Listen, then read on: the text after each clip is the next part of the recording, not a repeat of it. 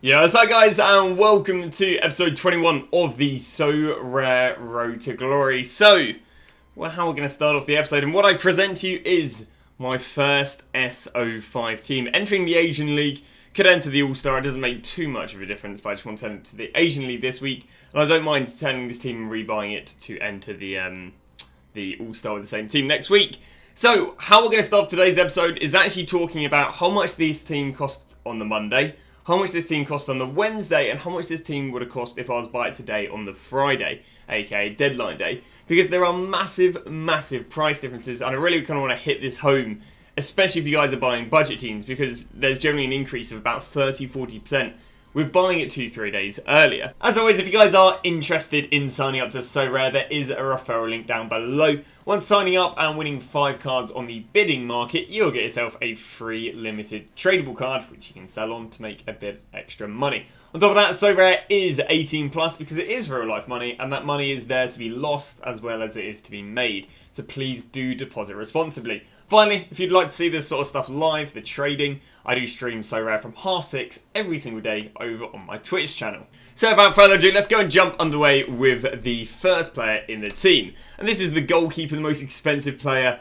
the player who's in a position of most scarcity. This guy had a crazy crash this week, actually. He dropped from £111 all the way down here to £50. And the reason for this is because there was a supply of 10, which previously he only had supply once every 24 hours, but then out of nowhere here came 10. I also believe he was being used in the most recent weekly tournament, the one where he needed under 45. So he was coming in down here at £48 on the Monday, averaging around about £50. Moving into midweek, he moved to about £55, around about here, which is about the time I bought him on the Wednesday. And then on the Friday today, he's literally been selling for as much as 77, and his floor right now is 77, which is kind of crazy. So this guy's gone from Monday of 50, Wednesday of 55, Friday of 77, which is insane. Now moving underway at the first defender, not so big a price difference. On the Monday, he was going for, if we can find the Monday price. On the Monday, he was going for about £25. Moving through to on the Monday, he was going for about £24. Moving through to the Wednesday, kind of went for about £25. And now on the Friday, his floor price is 29, which is a pain in the backside to buy, but he's about 27, I'd even say probably closer to 28. So he's had basically quite, nowhere near as drastic rise as the goalkeeper, but I mean, he's much cheaper. He's about a third of the price. And finally, moving underway at the striker, he's been on quite the journey this week. We look at the Monday, and the Monday he was as down as down at £30. Beautiful. Through to the Wednesday, he rose up to £55. Absolutely crazy. And today he's he's settled down a little bit. He's still £50. I mean, I bought mine for 44, which obviously in relation to one that was 30 is kind of crazy. But I mean, if you look at 44 as in what he's been in the last week, it's a bit of a beggars can't be choosers. And I'm personally using this guy and hoping on captaining him with decisives to work pretty nicely in my favour. So we've got that guy right there, which allows me to head over to this little chart right here. Which means if I was going to buy the team I wanted to use on the Monday, I could have got that for just under £130. If I wait 2 days, the team is already up £30, predominantly due to the attacker. Without the attacker, how much is it up? It's actually only up £11, but yeah, with the attacker coming in at 54, it was up £30. Then moving on to the Friday, it is up yet another £20 and even £50 from the Monday, which again is coming in at about a 30% increase. So if you wonder what I bought the team for, I got the goalkeeper for £57. Bear in mind he's 77 right now. That's a price I'm very happy with. Defender I bought for £25. Again, I bought basically Wednesday to Friday, just looking for bids, snipes, everything in between. I got £25.60. Cheapest was 24, but 26 was the midweek. Midfielder, again, got for 10. He's up to about 10 to 12 now. Attacker, again, was 32, so if I could get anything closer to that, it would have been lovely, but you can't really predict a player literally doubling in price. But 32 to 54, gone down to 44. Now, one thing I'm a little bit worried with this card is because of the high rise, I'm worried they'll crash after deadline ends, because I'm worried that a lot of people have him in their team. We all know he's inflated. All these Asian players are a little bit risky to buy, actually, because they're all going to get supplied from midnight onwards, and because of that, they're expected to drop. Oh my. Selling players today has been so painful. Like, I think I give myself a lot of added stress in this because, one, I need to sell the players so I can make trading content, and two, I need to sell the players because specifically Asia is being resupplied tonight. So, I've left it. It's not fun. Like, again, last time I saw you, this guy, the cheapest on the market was 77. Now he's 57 and not selling. But it's not like anyone's actually bought him today. Like, let me go and show you. Like, even though, I've had him listed up probably about £5 cheaper than whatever the going rate is all day, has anyone actually bought him today? No. You see right there, that right there was 15 minutes before deadline, and since deadline, he's dropped 20k, £20, and no one is even buying him now. It's generally crazy. But I mean, this is just what happened last time, and this is the cost to play SO5, which is crazy. The cost to play SO5 is, for these people, £112 down to 60 quid, and the cost today, I mean, obviously that's the people who buy at the peak, is £20 to play it, which is absolutely insane. So even though you could hold on to these cards, I mean, the theory is, if you had to hold on to them, you're still losing 50 quid selling the peak there to there. So, the reason this peak's so high was because of last week's weekly of the maximum 45, but it's generally crazy that, even though there is no quote-unquote cost to play, there basically is. So we've actually managed to sell 4 of the 5 SO5 players, and it really makes me want to bring up this point that I think is very relevant, is what is the cost of playing SO5? Now, it doesn't cost any money to enter, but it's actually crazy how much players drop as soon as the SO5 deadline, aka the latest you can submit a team, ends. And in fact, it does have a cost, and let me walk you through that cost right now. So, for example, the first player that I have is Lim Sang-hyub. And Lim Sang-hyub, I actually did go and purchase at £44, which was slightly expensive, but I don't think it was too unreasonable with how he was. Now, even though we bought him at 44, we could have sold him later that day for £50, which meant that I could have made a £6 profit, £6.50 profit, off of, obviously this is hindsight of knowing the peaks. I could have basically have sold him for right here, again, a nice little £6 profit. But what's actually happened, as soon as the deadline ended, he went from £50, and the first time he sold was £35. This wasn't a cheap list, this was generally the going rate. Which meant, if you were this guy, it has generally cost you £15 on just this player to use him in an SO5, because as soon as the SO5 was open, he was 50. As soon as it was closed, he was 35. Which meant, generally, that means that the time it cost him 15 quid to use him. And it cost me, in theory, £6, plus you could even theorise the £6 profit. That's like £12 for me just to use this guy, just because I wanted to play in the SO5. We go to the second player, the goalkeeper. This is even worse.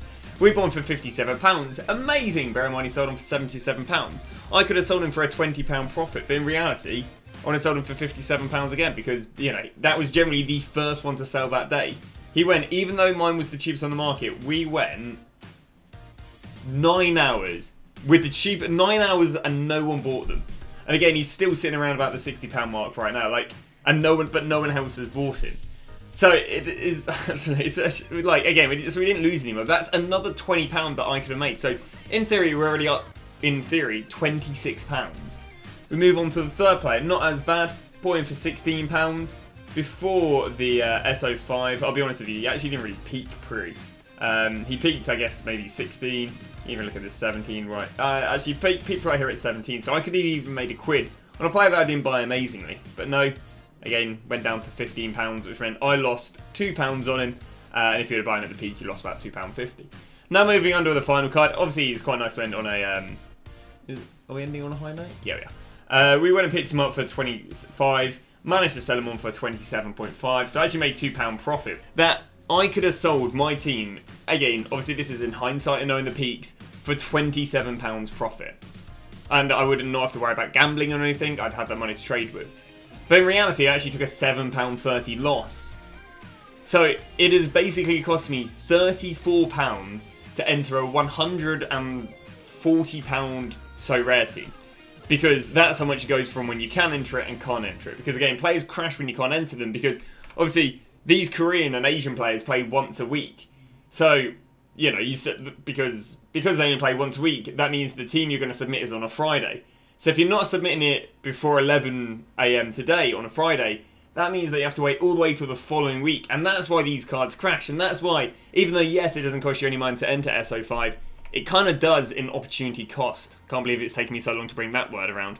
But yeah, I mean, that's really how it is. Again, we've sold all the players, very happy because it's now giving money to trade. And actually, I'm really happy I've done this because, again, I wouldn't appreciate this and fully understand this until you get amongst the whole trend as such. But so I've just randomly picked 5 MLS players. I've literally just gone onto the market here and seen what's ending soon. So I haven't handpicked and cherry-picked these cards to fit an agenda. So let's go and see how these 5 cards did. So we got our first card, and again, you've got to understand that the SO5 would have ended at 11.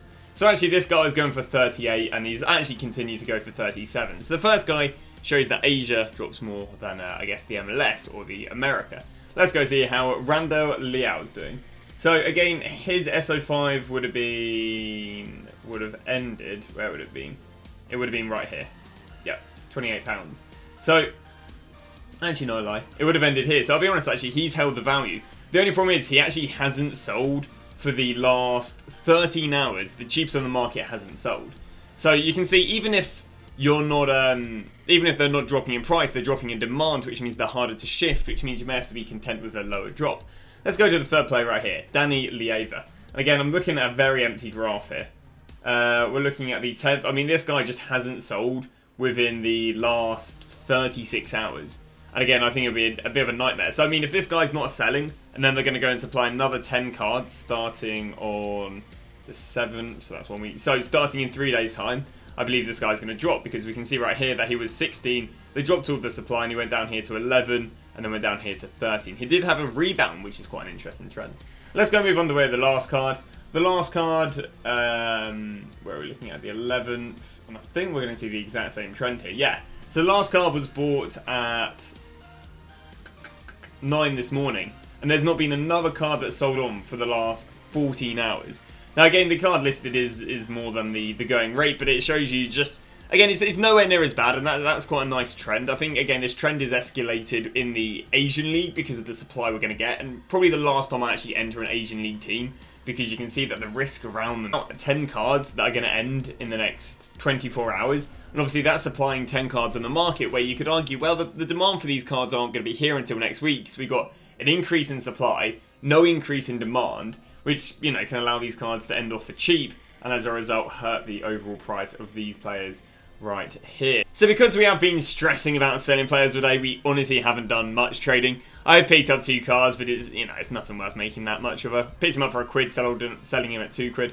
Picked him up for £1, selling at £2. It really isn't too much, but that's another problem with buying the cards. Not only are you at a loss, but oh my, have I been stressing. I think there's one point where I had a card, and so did one of these auto buys, and the auto buy is programmed to undercut you 10 minutes after you list it. So, it's an absolute nightmare. Because again, like I showed you with that goalkeeper's sold on once all day. Which means if I wasn't listing consistently for the cheapest, it means he's not going to sell on. Again, there's only been literally one that's sold on since since the deadline ended, and that was 12 hours ago.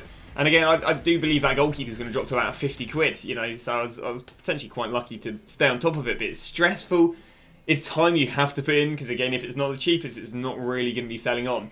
And yeah, it's at least with the Asian League, because it's quite reassuring looking at that MLS right there. But at least with the Asian League, it's just not worth it. The cost to enter and I mean, what's the odds that again, it's costing me £34 to enter. What is the odds that my £140 team is going to turn over a reward worth more than £34? I mean, I don't even think I've got an okay chance getting a reward, but again, what's the odds it's going to be higher than £34? But that's the cost to play in the Asian League. So yeah, we are going to wrap it up, but just know for tomorrow's episode, we're going to probably have about £150 to £160 to trade with, so it should be so good. Again, I'm going to hopefully go for £50 on the day. We're also going to go and update the total, because I'll be honest, with the loss, with a few cards I've had to sell a little bit cheaper, we're probably closer to £240, I'll be honest with you. But that just happens when you add up profits and don't do rescheduled, I guess, like recalculating your club total. But yeah, not bad. Thank you very much for the support. Hopefully, again, I do apologise, these episodes haven't been trading like episode after episode, but hopefully the variety and the advice and the tips you can take from these are as good as the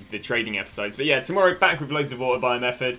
But thanks for watching. I'll see you guys tomorrow with hopefully a video titled something about me making loads of money in one day.